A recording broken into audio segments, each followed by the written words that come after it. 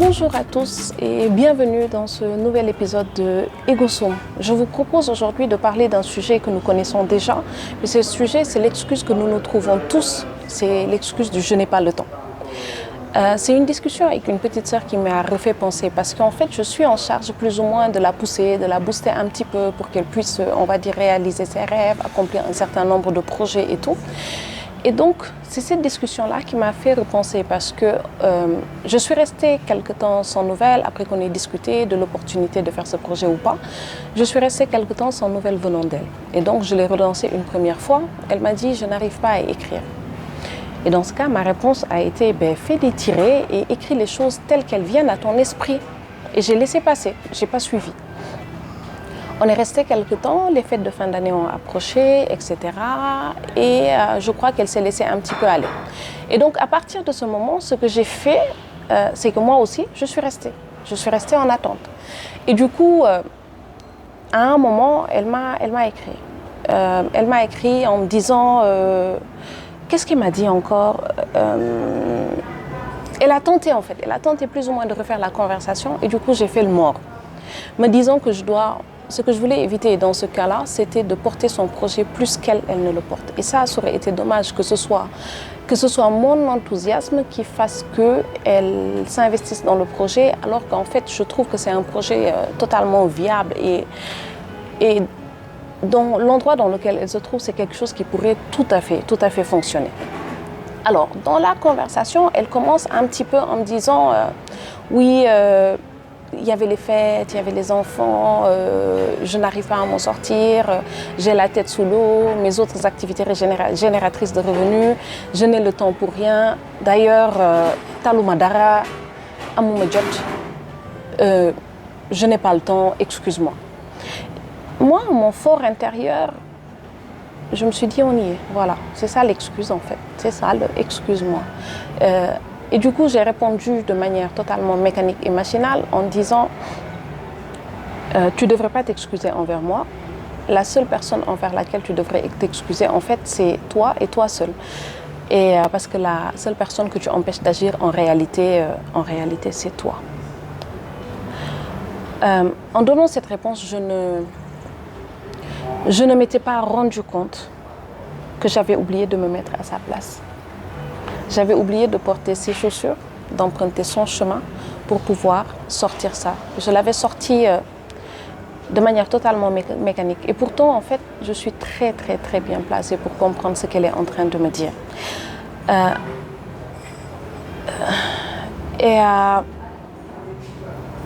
Parce qu'il n'y a pas si longtemps, j'étais dans le même cas qu'elle.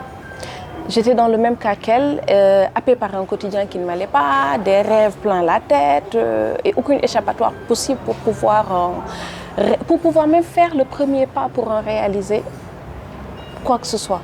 Cela m'arrive encore aujourd'hui. Encore aujourd'hui, il m'arrive encore de me retrouver dans cette situation-là avec ce sentiment d'être complètement prise au piège et de vouloir faire 200 000 choses et je n'y arrive pas. Et ça ne veut pas dire que ce que je lui ai répondu est faux en tant que tel. Ce que je lui ai répondu est vrai. C'est vrai, mais il y a un gros mais. Il y a un énorme mais. Comment y parvenir? C'est ça le gros mais qu'il y a. Et c'est cet aspect que je n'avais pas pris la peine d'analyser. C'est cet aspect que je n'avais pas pris la peine de faire ressortir en me contentant tout simplement de lui donner des astuces. Parce que dans un coin de ma tête, ma perception et ma conviction du « je n'ai pas le temps », c'est essentiellement comme un manque d'intérêt pour la chose. Et donc, j'ai répondu à plein de gens, je suis désolée de vous avoir répondu ça, mais à chaque fois que quelqu'un d'entre vous me disait « Oui, comment tu fais pour trouver du temps pour lire ?» Parce que moi, je n'arrive pas à lire. Je dis « Si ça t'intéressait vraiment, peut-être que tu trouverais du temps pour faire ça. Sinon, ça ne t'intéresse plus et fais-en le deuil. » Ou alors, la phrase la plus simple qu'il m'arrive de sortir, c'est « Nous pouvons toujours trouver du temps pour les choses qui nous passionnent. » Oui, mais non. Oui, mais non. Parce qu'il m'a fallu retourner quelques années en arrière et parler à quelques personnes et trouver une raison parmi plusieurs raisons qui font que cet état est compliqué. C'est totalement compliqué à prendre en charge. Parce que toutes les questions qu'on se pose quand on doit se décider, quand on doit franchir un pas, c'est réussirai-je ce projet? Il y a tout ce doute.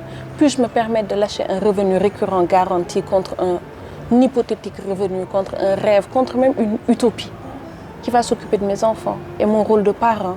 Est-ce que j'en ai la capacité? Est-ce que je suis capable de faire? Est-ce que je maîtrise ce que je fais? Est-ce que je ne suis pas trop pédant? Là, en vous parlant de ça, je vous parle de toutes les difficultés que moi-même je peux avoir sur des sujets de ce type. Et toutes ces raisons, parce que ce sont des raisons valables, elles nous cernent de toutes parts, elles nous empêchent d'exister. Parce que les difficultés, elles sont réelles et les écueils de la vie, ils sont tout autant réels.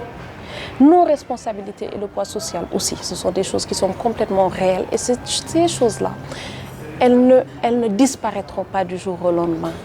Donc, l'enrober dans un « je n'ai pas le temps » est une réalité. C'est une réalité que j'ai occultée à un moment. Et nous sommes nombreux dans ce cas à ne pas savoir où prendre ce temps-là. Où aller prendre ce temps-là pour pouvoir justement avancer, pour pouvoir évoluer, pour pouvoir en fait réaliser nos rêves. Ma proposition est la suivante aujourd'hui. Je voudrais vous faire cette proposition-ci.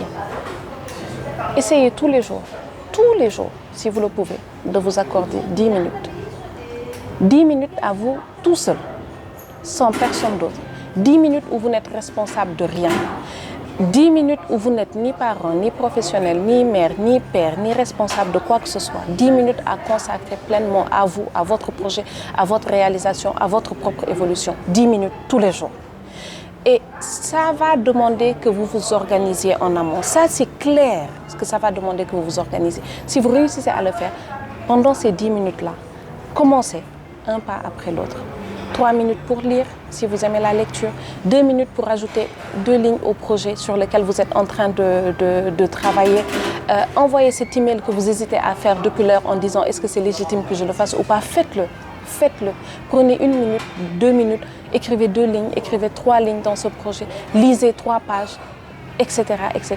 Et au bout de 10 minutes, retournez à votre train-train quotidien, retournez à votre vie. Faites votre vie au bout de ces 10 minutes-là. Et petit à petit, augmentez ce temps de présence, augmentez-le. Et en fonction de ce temps-là, vous allez voir, ça va changer, ça va devenir un mode de vie qui va être intégré dans votre vie. Et ainsi, vous aurez fait le premier pas ou bien vous serez monté sur la première marche de cet escalier qui vous sépare de votre rêve. En espérant que ce que je suis en train de vous dire là puisse faire sens pour vous. En tout cas, c'est tout le mal que je nous souhaite à tous de pouvoir trouver le temps, de pouvoir réaliser nos rêves et d'arrêter de nous dire tout le temps « Amouma Jot ». Merci beaucoup à tous et on se retrouve très bientôt dans un nouveau numéro de Ego Soul.